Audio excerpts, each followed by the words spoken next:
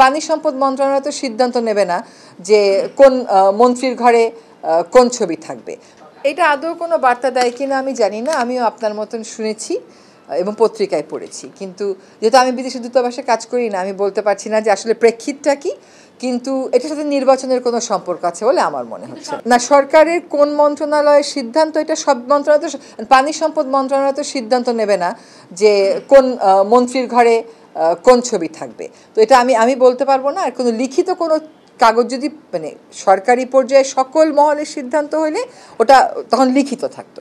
তো এটা হয়তো কোনো, যেটা আমি আপনার মতন পত্রিকায় পড়েছি না বলতে পারছি না, বাট এটার সাথে নির্বাচনের যে কোনো সম্পর্ক নাই। না, সরকার সকল উপদেষ্টা পরিষদ এরকম তো উপদেষ্টা পরিষদের বৈঠক তো হয়নি। আর আদৌ এরকম কোনো মৌখিক নির্দেশ দিয়েছে কিনা, আদৌ সরানো হচ্ছে কিনা, সেগুলো তো জানি না।